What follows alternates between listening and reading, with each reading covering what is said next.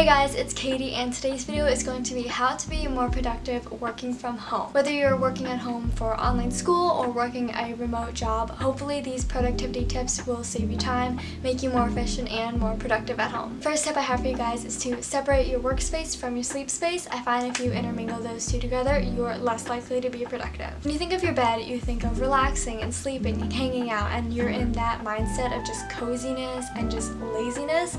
And when you're at your desk, you're in the mindset of getting work done and being productive and being efficient. This is why it's important to not work in your bed or work on a couch or anything that is associated with kind of just lounging around. You want to work in a place where you know you're going to get stuff done, such as a desk, a table, or even a kitchen island. As a college student, we don't really have like an office space in our apartment, so I do have to work in my room, and that can be very distracting. So I find it best to work in my desk instead of on my bed, where I am less likely to want to actually do work. This is why it's crucial to separate your workspace and your sleep space to be more productive and get things done. You can also just kind of lay out everything on your desk, whereas your bed, it's kind of harder to do that. My next tip or suggestion is to clear off your workspace. So I get really stressed out if the space around me is cluttered and just disorganized. So what I like to do before I start any of my work is just kind of clear it off and make sure that I have space for my books, my notebooks, my laptop, and just space to be comfortable in. I find that if you are in a space where it's organized and clean, you are more productive and more focused on the work instead of the things around you. Along with cleaning your physical workspace, you also want to clean your digital workspace. This means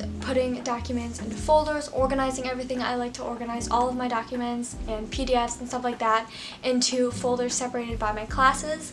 I also like to have a very clean desktop and very organized, just so I can find all the documents that I need. Going along with this organizational piece, it is really important to back up your documents. You do not want to be in the middle of a project or in the middle of a long paper and lose all of your work and then have to start again. It's super frustrating, so what I would recommend is backing it up. I personally have an external hard drive that I use to back up all of my work, but I also use Google Drive and Dropbox to back up some other items of my work, so you can try those if those work best for you. By organizing your digital space, it will save you so much time from looking for documents that you need, and you know exactly where they are. Okay, next you're going to want to schedule the hours that you work. For jobs, it's pretty easy. If you're working at a job, you're usually working from 8 to 4 or 9 to 5, something like that.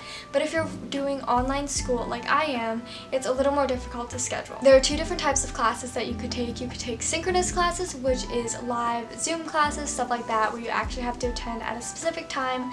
And then you have asynchronous classes, where it's kind of the work at your own pace. For me, I have both types of classes, so it's kind of easier to schedule and create a schedule around the times where I have my live classes and times to do my homework for my asynchronous classes. What I like to do is set times of days where I am working Monday through Thursday, because those are when I have classes. So I usually start class at 10:05 every single day, so I know the beginning of my work day starts at 10:05.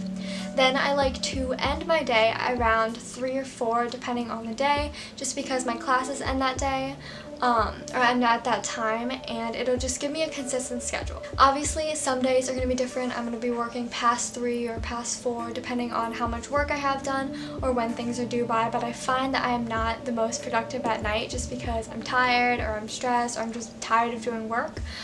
So I like to do all of my work in the morning. Having a consistent schedule allows a lot of structure in your life, and you're just more organized and more likely to get things done on time instead of rushing for a deadline. While you are creating your work schedule, you also want to account for breaks. Breaks are really important. I cannot sit in front of my laptop from 10 to 3 and just do work. Like, that is not humanly possible. You need to give your eyes a break, because your eyes can strain from looking at a screen too long. You need to give your body a break. You need to stand up, kind of move around. You need to eat lunch, you need to eat snacks, you need to go to the bathroom, get water. So as you can tell, there are many things that you can do on a break. I think breaks are super important for just giving your mind a little reset. If you're working really hard, it's great if you're like in the mood, but sometimes you just gotta kind of break that up and just kind of take a second and take a step back, and then when you come back from your break, you'll be a lot more refreshed and ready to work. If it seems like you have a lot to do in the coming weeks or months, I suggest creating to-do lists, and I love creating to-do lists. I'm that type of person, and I like to color code mine by classes, and I just think it's a really great way to have a overview of everything that you need done in the coming weeks or coming months, and you can just kind kind of see and then check off things as you do them. I also like to note high priority items, so if I have an exam going on that I need to be studying for throughout the entire week, or if I have a project due, I know I need to be working on that. And finally, it is important to learn how to balance your work life and your life.